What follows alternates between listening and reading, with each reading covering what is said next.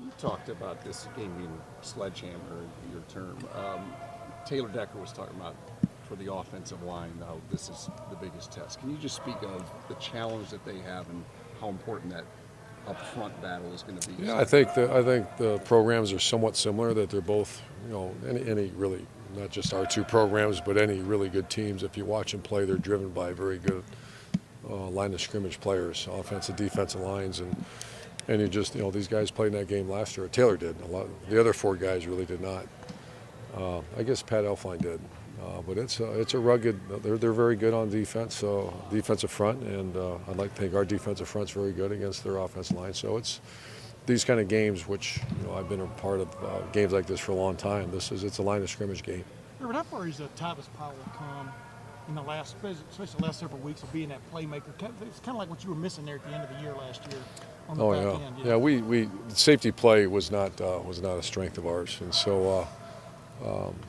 I still see a lot of room for growth from him too. I mean, he's got all you want. He's a great person, good student. He's got the range, got the speed. We're looking for tall corners like that eventually move into safeties. So he's the perfect fit. So he can even. There's still a lot more left in that tank for him. You talked about preparation this week, how important it's going to be at this stage, Wednesday. How you feel about the way the guys are attacking this week? I feel good that they're attacking it. I don't feel good about. I'm glad we have Thursday. We've got a lot of work to do still, but I mean, you can't ask for any more as far as attention to detail. But we just got to be ready to go, and it's Wednesday. How's JT's knee? Oh, JT's good. I haven't asked him. He looks great. Urban, this is one of the few marquee games for the. Oh, I'm sorry. Go ahead. No, I couldn't hear you. Even for you, do you get a special feeling for a game like this? Is it different for you? Absolutely. I just had a conversation with our players. This is why they're trained. This is every second of everything we do in the program, from off season to summer conditioning to training camp. We're training you for moments like this. Now it's a two-way street now. The players got to take care of themselves off the field, and hydration, nutrition, and the unit leaders or position coaches got to have their units ready. This is why we train for moments like this. So compete for championship in November.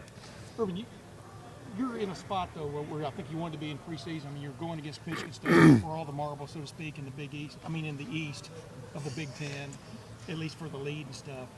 Is there some accomplishment in that regard? I mean, do you feel like this team is ready for this kind of challenge? You understand? I mean, after what happened in August. Sure. And I think I've been asked a lot of questions. I'm sure the players has too. We don't apologize for all the wins we've had.